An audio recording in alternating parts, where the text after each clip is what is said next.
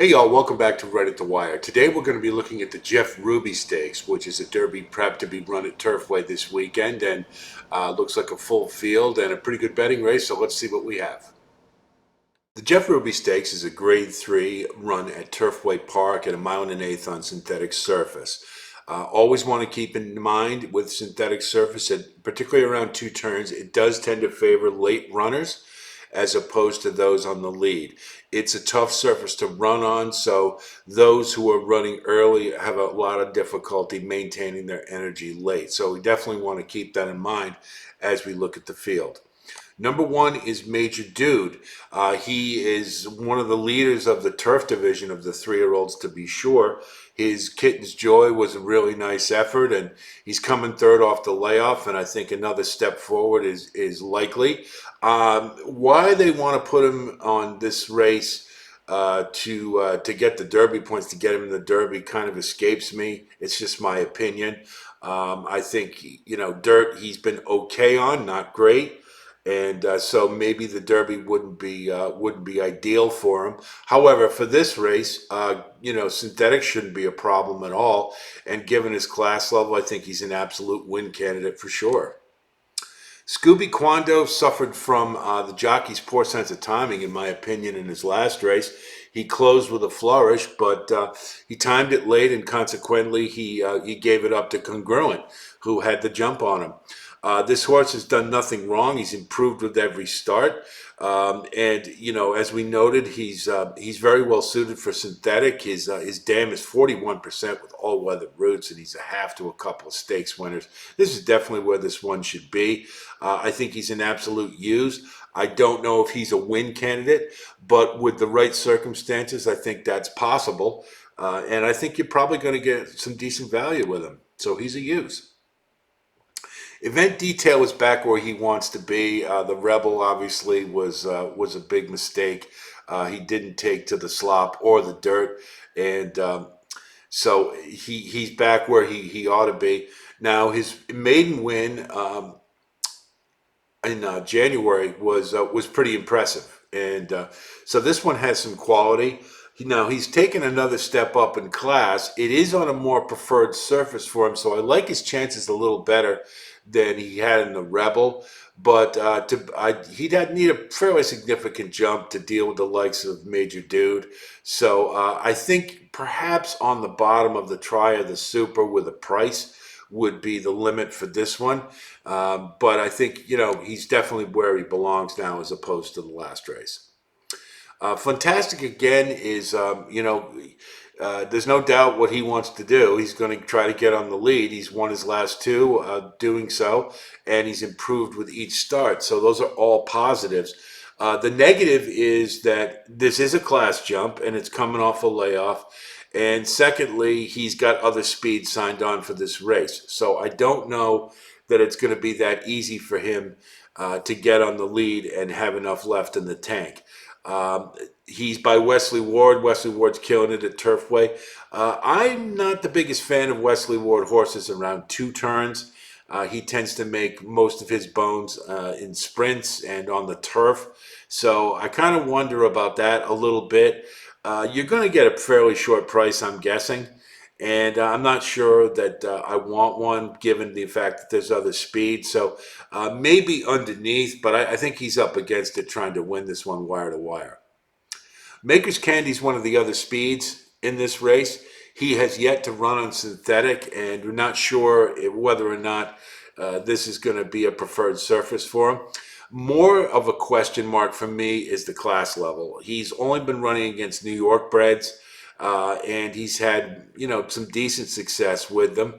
But that's not the same class level you have here. And we'll just have to see if he's good enough.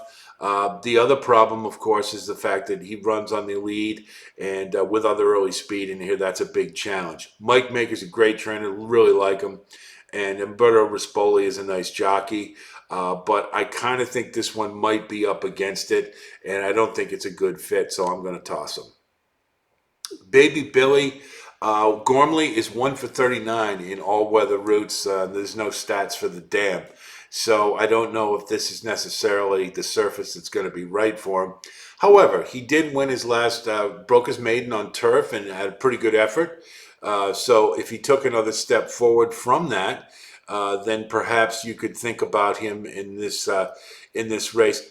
But the red flag to me more than anything else is that Mucho Macho Man. I mean, every race, every horse that's come out of that race has not done a lick of running. It's a negative key race. And yes, it's a different surface, and perhaps that'll make a bit of a difference with this one. But I'm not sure the class is there to compete with the other additions, like Major Dude and Two Phils and some of the others. So if I was going to use them, I'd have to have some significant value, but I will likely toss. Bluebird's over. Safi Joseph is notorious for being not so great in graded stakes. He's got his A rider on him for this one, and he's been a little better lately. Safi has. I don't know whether it's the fact he's on the brink of a suspension or not, but needless to say, this one has done some good things. On synthetic, he won a Grade 3 at Woodbine in Canada, so he's comfortable on it. His last race, he didn't do so great in the Colonel Liam on the front end, and I just wonder if the class level is requisite for him to do well in this one. So I'm going to toss him because I just there's just not enough there to get me excited about him. Congruent won the Battaglia and his first effort on synthetic, so clearly he likes it. We do know that the issues with this one are he's just inconsistent. You just don't know which Congruent is going to show up. Now, I think the last was obviously a good sign, and I think he's definitely one you have to use. But I do wonder about too short a price. He could very well be the favorite in this race. And I'm not so sure that with the other additions that he's a prime win candidate. But I think you have to use him, and you just sort of have to keep your fingers crossed with him. Escapologist is by Kenny McPeak, and he kind of reminds me of Dennington a little bit in that he sort of really hasn't. He's been hanging around with some of the middle pack 3-year-olds, not the top, and he really hasn't done much with them. He's done okay. And his last race, yes, they moved him to turf and he got the win, but his class level isn't improving. In other words, he's not running any better. Even the class level he's running at might be lower or the same, but he's not running better or above it. So I don't think this one is improving in significantly, and I can't like him in this race because the class level is a lot higher, and so he's a toss for me. Two Phils is, we really liked him in the Risen Star. Every indication was that he was continuing to progress. And if you look at he improved with every single start until the Risen Star. Now, his class level was lower for the first time than it had been in prior races. And his buyer didn't improve for the first time. And that was, it's been belabored. It wasn't the greatest race buyer wise. The Risen Star wasn't terribly fast.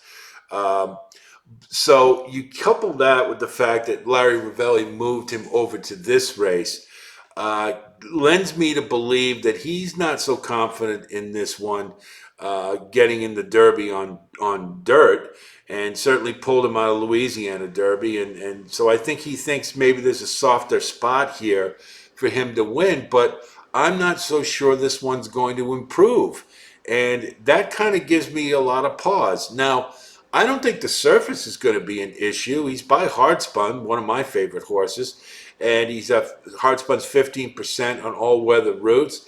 Um, but I just see a possibility of a plateau here, and maybe this one's hit the ceiling. So perhaps the surface switch will jumpstart this one again. I don't know, but I'm not so sure I'm willing to take the chance at a really short price, which you're likely going to get given his prior efforts. So if I was going to use him, I'd be very advisedly, and I'm kind of leaning towards tossing him. Wadsworth is another, he's to me kind of a paper tiger. Brad Cox trains him, Godolphin owns him, so there's some good connections here. And, synthetic is clearly a surface that he likes, but here's the thing. That maiden win was pretty impressive. He won by 10 lengths, won for fun. And the next start, he didn't break necessarily very well, and yet he was still able to pull it off. But the problem is his class level hasn't improved from one start to the next. In other words, he ran at the same level for the maiden as well as the optional claimer. And you can see he got an 82 in both. Well, that's not improvement. That's kind of plateauing. So to now move him to a graded stakes race for the first time, and at 1.125 and ask him to make another jump forward, I don't think it's likely. And I think the price will be too short because he's trained by Brad Cox. So he's a toss. Point Proven is kind of interesting to me. He's got the classic combo of Todd Pletcher and Johnny Velasquez. Those some of you may remember years ago. That was just an A-list combo. Just won everything at Saratoga and elsewhere. And so it's nice to see them reunited. Gunrunner is 18% on all weather, and the Dam is 1 for 3 with all weather routes. So I don't think the surface switch is going to be a problem at all. The last race he had really didn't have any excuses. He was right there, had every chance to win, and wasn't able to do it. Now, in his defense, it was the first off of freshening, so perhaps he needed a race, and he did run a decent effort. So perhaps moving him to the synthetic surface and being second off a layoff will help him. And I'm willing, you're going to get some decent value given the other runners in here. So I think he's worth a shot. He's certainly not a win candidate. He hasn't run nearly fast enough to be considered for that. But I think you can maybe get him underneath in the try of the Super at a really nice price. And so why not use him? I think he's better value compared to some of the other runners in this race. So let's take a look at our top 5 and see what we have. Our top 5 for the Jeff Ruby Stakes are number 1, Major Dude. I think class level, he towers over this field, and making the switch from turf to synthetic shouldn't be an issue, and I think he's a prime win candidate. Number 2 is Scooby Queando. He's ideally suited for synthetic surface, as proven out by his last start. With a little better timing, I think he's definitely a contender here, and under the right circumstances and a jump forward, he could definitely win this race. Number 3 is Congruent, the Battaglia Memorial winner. He's definitely a candidate based on his prior form. However, he's a little inconsistent, so that makes him more of a, he's definitely a player in this race, but I'm not sure he'll duplicate his win. Number 4 is Event Detail. We're going for value. This one's back on synthetic, and he's shown that it's to his liking. And I think with another jump, that puts him in the mix at a decent price. Number 5 is Point Proven. Again, going for value, going for a price. I think this one can make another jump. And in this field, we definitely want value, and so I'm willing to take a shot with him. So that's our look at the Jeff Ruby. I think it's a pretty good betting race, and hopefully there'll be some nice value for us. Hope this helps in your wagering, and I wish you the best of luck. I'll have a video for you later this week on the Sunland Derby, which is another Derby prep to be run on Saturday. And of course, if you do like what you see here, please like and subscribe. We do appreciate it, and I'll talk to you soon.